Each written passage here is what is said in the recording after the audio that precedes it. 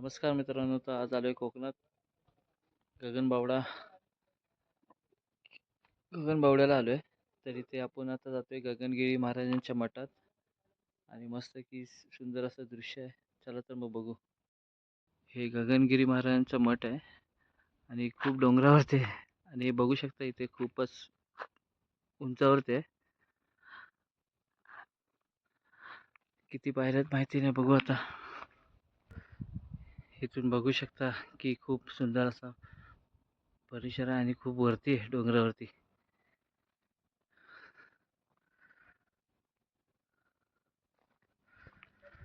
खूपच खोल आहे आणि खूप उंचावरती आहे, भरपूरच उंचावरती आहे.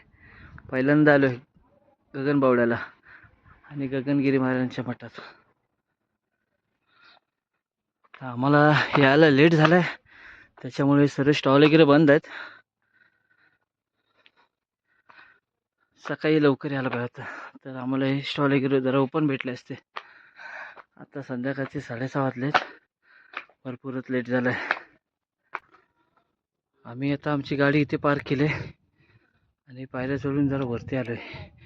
हा इथून प्रवेशद्वार आहे. पायऱ्या चढून वरती आलोय आणि खूप उंचावरती आहे हे मठ. आणि गगनबावडा पण वरती आहे, खूप डोंगरावरती. आणि हे आमचे मित्रमंडळी पायऱ्या चढतायत, खूप उंच आहे. रस्ता बघू शकता किती वळण आहेत आणि डोंगरामधून चालतोय.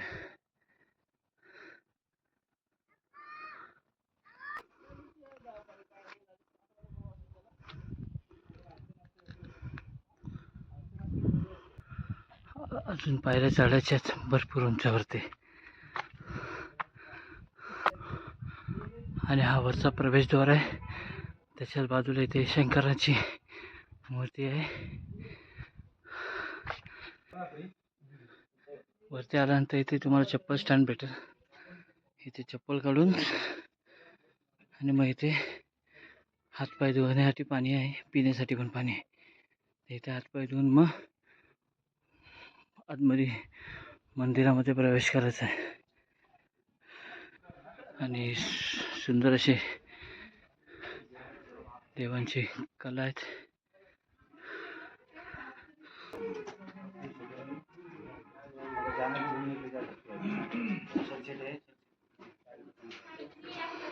आणि हा प्रवेशद्वार आहे.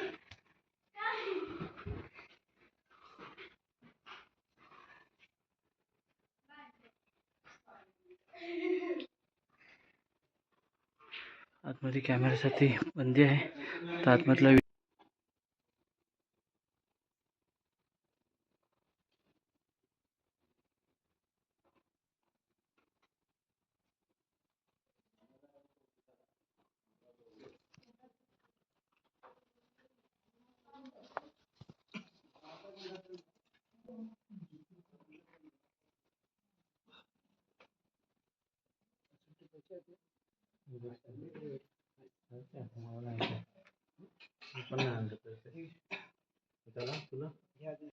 आणि रात्रीचा काळोखातला हा व्हिडिओ बनवला एक. आणि जर इथे कोणाला राहण्याची किंवा जेवणाची सोय आहे, इथे संध्याकाळी 8:30 वाजता आरती होते. त्याच्यानंतर मग इथे महाप्रसाद चालू होतो. आणि रूम जर पाहिजे असेल तर तुम्हाला त्यांचा नंबरही देतो, तर तुम्ही त्यांना कॉन्टॅक्ट करून बुकिंग करू शकता.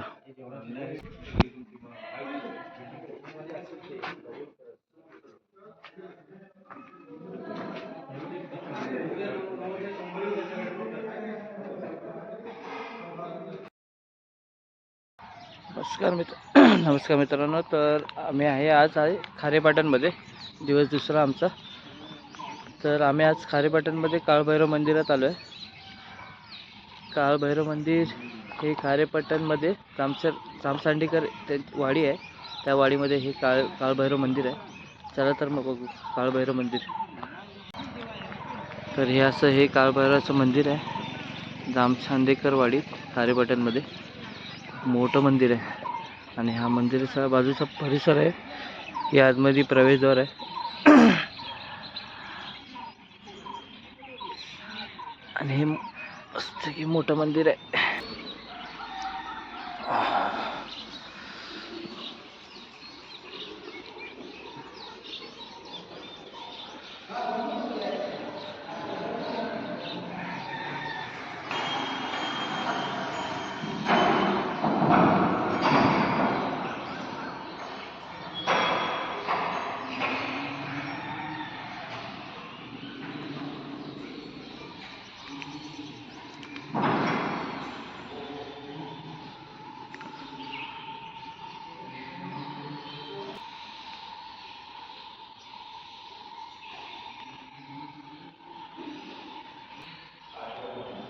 गणेश व शंकराची पिंडी.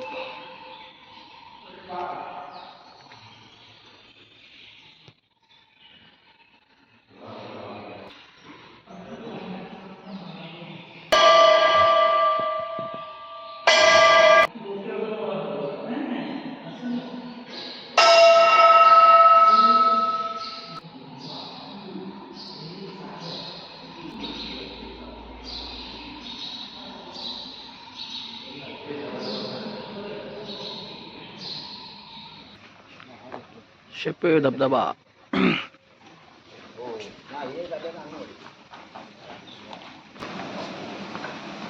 चला ना मित्रांनो, आता आम्ही शेपे धबधब्यावर आलो. इथे धारण क्षमता 25 व्यक्ती मात्र. जो काचीचा ब्रिज आहे त्याच्यावरती 25 माणसं उभे राहू शकता. आणि तुम्हाला काय फोटो काढायचा तर काढू शकता. पाणी अजून आहे.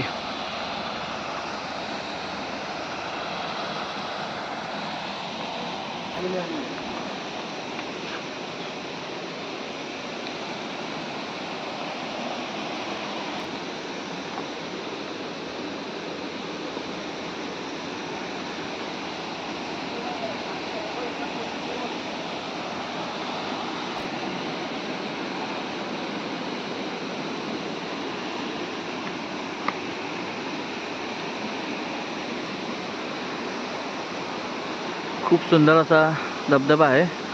पावसातून भरपूरच पाणी असतं आणि आता जरा आम्ही फेब्रुवारी महिन्यात आलो तरी पण पाणी आहे.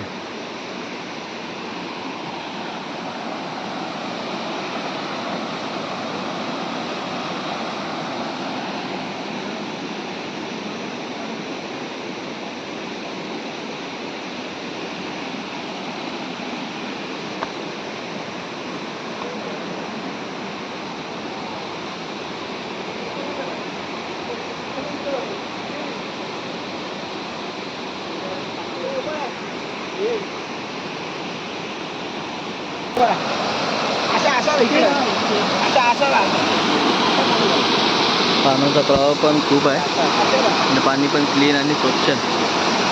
इकडचा परिसर पण स्वच्छ आहे, त्यामुळे कोणी घाण करू नका.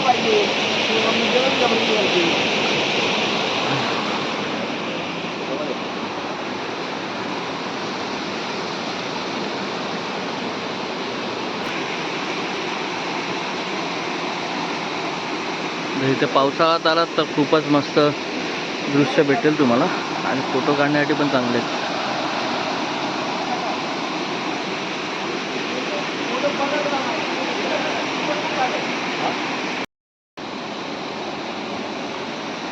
प्राण्याचा प्रवाह असल्यामुळे ते आतमध्ये कोणाला जाऊन देत नाही.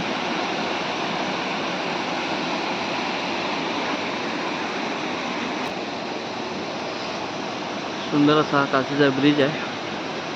पावसात आलात तर नक्की विजिट द्या इथे आणि खूपच तुम्हाला सुंदर असं दृश्य भेटेल. पावसामध्ये पाणी पण खूप असणार, त्यामुळे काळजीपूर्वक या आणि काळजीपूर्वक उभं राहा.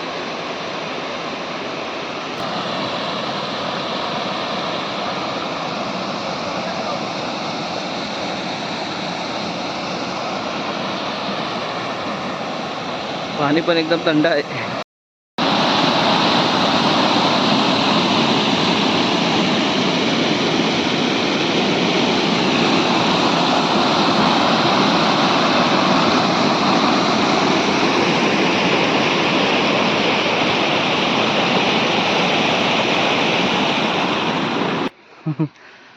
नदी पाणी भरपूर असणार. आमच्या गावची विहीर आहे ना हां हां